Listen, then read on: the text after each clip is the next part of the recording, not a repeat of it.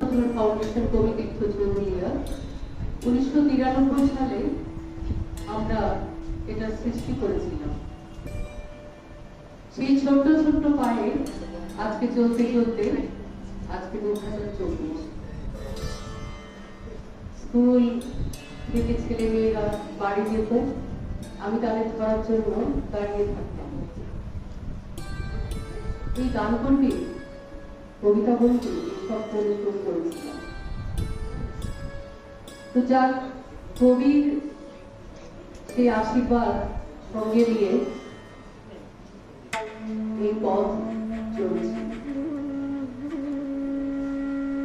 আমরা অনেকদিন ধরে এই যে অনুষ্ঠানগুলি মতো আমরা করে উঠতে পারছি না, সেই করোনা থেকে শুরু হয়েছে এগুলো। তারপরে এই তিলকতমা, আজকে বিগত 3 মাস আমরা কেউ মনটাকে সাই দিতে পারছি না। এই মনের দিক থেকে আমরা সবাই ক্রিয়েট করেছিলাম।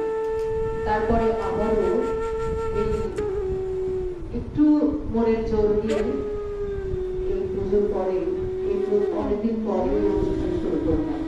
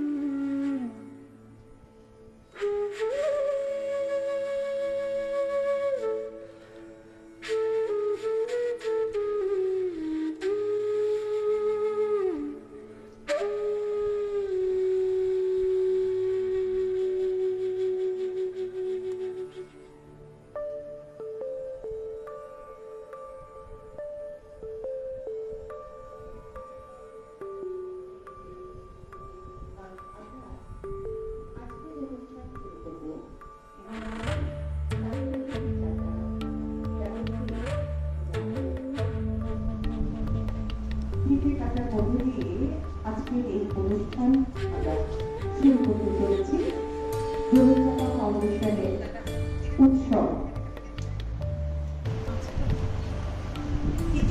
আমরা এই অনুষ্ঠানের উদ্বোধন করব।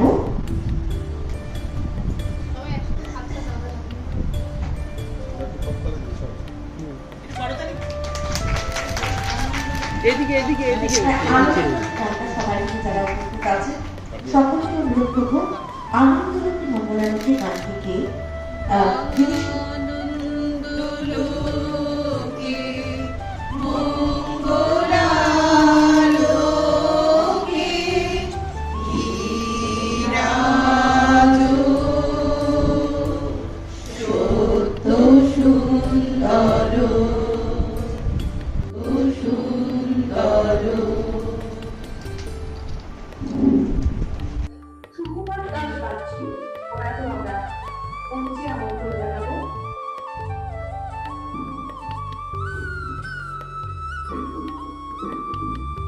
কিন্তু এখনো সেই জায়গাটি সেভাবেই প্রয়োজন।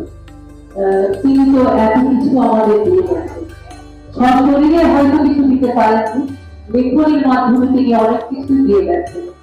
তো সেই লেখনী নিয়ে আমরা তার পথ প্রদর্শক হিসাবে আমরা কাজ করে চলেছি। তো কাজী নজরুল ইসলামের সেই বার্তা আমাদের দিতে দিতে ছড়িয়ে দিতে হবে এবং সুস্থ বাঙালি সমাজকে সমাজের কাছে একটা দৃষ্টান্ত এনে দিতে হবে। সুস্থ সমাজ না থাকলে, বাঙালি বাংলা ভাষা না থাকলে, বাঙালিরা না থাকলে এই সুস্থ সমাজ এবং বাংলার যে ঐতিহ্য সেটা বাঁচবে না। আমরা কৃতজ্ঞ যে তিনি কাজী নজরুল বিশ্ববিদ্যালয় আমাদের পুরুলিয়ায় করে দিয়েছেন এবং সেখানে সমস্ত ছেলেমেয়েরা তারা উপকৃত হচ্ছে, কিন্তু আরো উপকৃত হবেন শান্তিনিকেতনের আদলে যে চুরুলিয়া তৈরি হয়, সেই কেশবপুরের যে কবি এবং তার যে গ্রামের ছেলে মেয়েরা সেখানে উপকৃত হবে এবং দলে দলে সেই চুরুলিয়ার মাঠে আসবে। তিনি মানুষের মাঝে থাকতে চেয়েছিলেন, মানুষের কথা বলেছেন। তিনি সামনের কবি, তিনি মানবতার কবি, তিনি মানুষের কবি, তিনি মাটির কবি।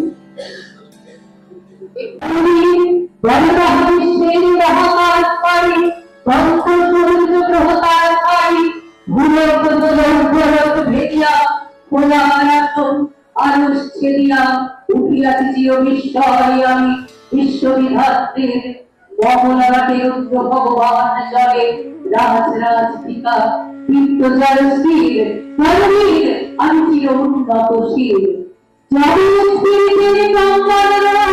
আকাশে বাতাসে ধরিবে না অত্যাচারী কর্মবিমান ভূমির রইবে না মহাবিদ্রোহী রণক্রান্ত। আমি সেই দিন হব শান্ত, আমি সেই দিন হব শান্ত, আমি সেই দিন হব শান্ত। আমরা গত কয়েক মাস বিভিন্নভাবে আমাদের কিছু আনন্দ উৎসব করার ইচ্ছে থাকলেও আমাদের আইনের কোন সম্ভব হয়।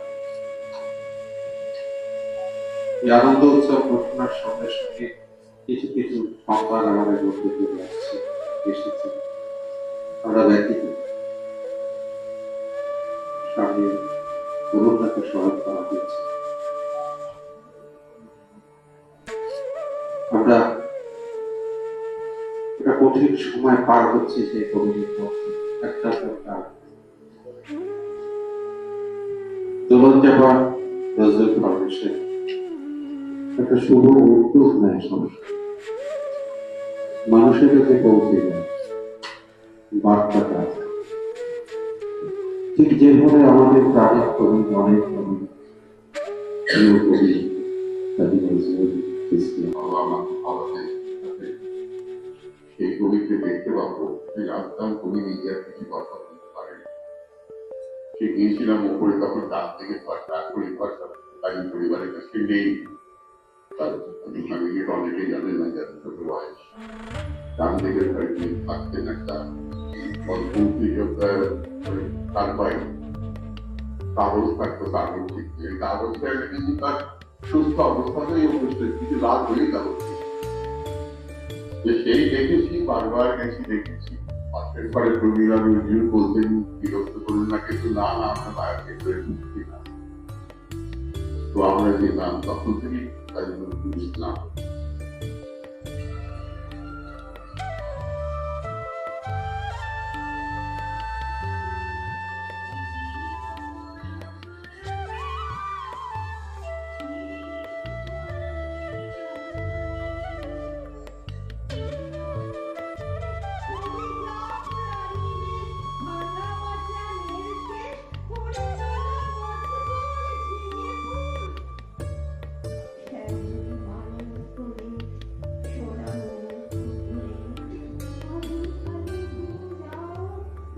কাজী নজরুল ইসলামের পরিবারের জন্যে এইটুকু কাজ যদি করতে না পারি, তাহলে আমি মনে করি তার পরিবারের জন্মে আমার এই ব্যর্থতা।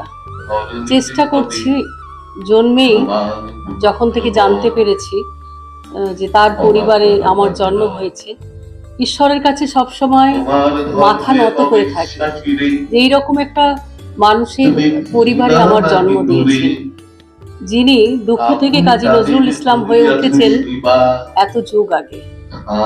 তার পথ পরিক্রমা ভীষণ কঠিন ছিল সেই সময়, কিন্তু সেই সময়েও তিনি মানুষের কাছে তার জীবনের বার্তা, বেঁচে থাকার বার্তা তিনি দিয়ে গেছেন, মানুষের বার্তা তিনি দিয়ে গেছেন। তো সেই জায়গাটা থেকে সারা বছর সাংস্কৃতিক অনুষ্ঠান ছাড়াও পুজোর সময়, ঈদের সময় এবং শীতকালে দুস্থ মানুষদের পাশে থাকার চেষ্টা করি। কারণ মানুষটা লেখনীর মাধ্যমে অনেক কিছুই দিয়ে গেছেন, কিন্তু সশরীরে তিনি কিছু করে যেতে পারেননি। 41 বছর বয়সে তার জীবন রুদ্ধ হয়ে গেছে। তো সেই কাজটা একটু হলেও প্রান্তিক মানুষদের পাশে থাকার চেষ্টা করি এবং মুখ্যমন্ত্রী মমতা বন্দ্যোপাধ্যায়ের কাছে অত্যন্ত কৃতজ্ঞ আমরা চুরুলিয়া কাজী পরিবার, যে কাজী নজরুল বিশ্ববিদ্যালয় তিনি উপহার দিয়েছেন। ওই অঞ্চলের সমস্ত মানুষ উপকৃত করছেন এবং আরও উপকৃত হবেন যদি তার পরিচালনায় চুরুলিয়া যদি নজরুল তীর্থ গড়ে ওঠে। এটা মুখ্যমন্ত্রীর কাছে বারে বারে আমাদের আর্জি, তিনি যদি একটু দৃষ্টি দেন চুরুলিয়ার প্রতি। আপনাদের সরকারের কাছে প্রস্তাব পাঠিয়েছেন? কাজী নজরুল ইসলাম আজ তার 125তম জন্ম বার্ষিকী আমরা উদযাপন করছি এবং আজকের দিনটাকে আমরা আনন্দ উৎসব হিসেবে চিহ্নিত করেছি।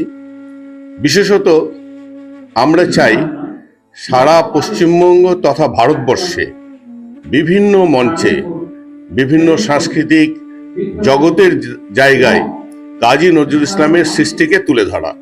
কারণ কাজী নজরুল ইসলাম একাধারে একজন প্রেমিক, একজন সৈনিক, একজন বিদ্রোহী, একজন দেশপ্রেমিক এবং একদিকে তিনি একজন সাধক।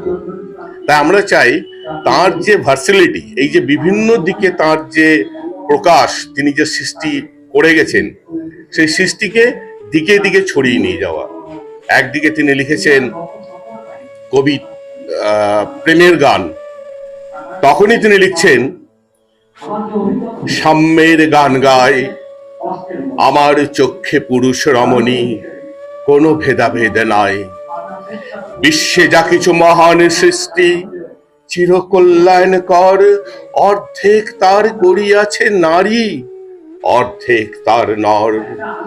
বিশ্বে যা কিছু এলো পাপ তাপ বেদনা অশ্রুবাড়ি, অর্ধেক তার আনিয়াছে নর, অর্ধেক তার নারী। মানে তিনি সব জায়গায় বিচরণ করেছেন, কখনো বলেননি যে নর আমরাই পৃথিবীর শ্রেষ্ঠ, আমরাই সব করতে পারি। নারীকেও তিনি শ্রদ্ধার সঙ্গে অনেক অনেক বিভিন্ন সৃষ্টিতে তিনি স্মরণ করেছেন। তাই আমরা চাই সব জায়গায় সমস্ত ক্ষেত্রে এই বার্তা যেন ছড়িয়ে পড়ে এবং কবিকে শ্রদ্ধার সঙ্গে স্মরণ করা হয় এবং কবির যে প্রিয় জন্মভূমি, যে জন্মভিটেটি আজ উপেক্ষিত, আমরা মনে করি যদি রবীন্দ্রনাথের জায়গা, রবীন্দ্রনাথের যে সৃষ্টি শান্তিনিকেতন হতে পারে, তাহলে কবির জন্মস্থান চুরুলিয়াটাকেও আমরা চাই যে কবিতীর্থ বা নজরুল নিকেতন হিসেবে চিহ্নিত করা হোক। সমস্ত আপামর বাঙালি তাদের দাবি সরকারের কাছে রাখুন যে চুরুলিয়া যেন আগামী দিন নজরুল নিকেতন হতে পারে। আমরা শ্রদ্ধার সঙ্গে স্মরণ করি আমাদের প্রিয় মুখ্যমন্ত্রী মমতা বন্দ্যোপাধ্যায়কে। তিনি যেভাবে কবির সৃষ্টিকে, কবির যে নাম তাকে তুলে ধরেছেন, কাজী নজরুল ইসলাম বিশ্ববিদ্যালয় করে দিয়েছেন, কাজী নজরুল ইসলাম আমাদের অন্ডালে একটা এয়ারপোর্ট করে দিয়েছেন এবং নজরুল তীর্থ একটা কবির একটা নামকরণের জায়গা এবং কবির বিভিন্ন জায়গায় তিনি যে সৃষ্টিকে তুলে ধরছেন, আমরা চাই আরো বেশি করে তার বাস্তবিক রূপটা তুলে ধরা হোক। এটাই আমাদের মনে প্রাণে আমাদের চেষ্টা এবং সকল আপনাদের মতো যারা সমাজের বিভিন্ন দিকে কাজ করছেন তাদের কাছে আমাদের দাবি, আপনারাও মানুষের কাছে এই দাবিটা তুলে ধরুন এবং আমাদের এই প্রচেষ্টাকে আরো সার্বিক সফলতা দান করুন। আমার নাম ডাক্তার কোহিনুর কাজী, আমি দোলনচাঁপা নজরুল ফাউন্ডেশনের একজন সক্রিয় সংগঠক।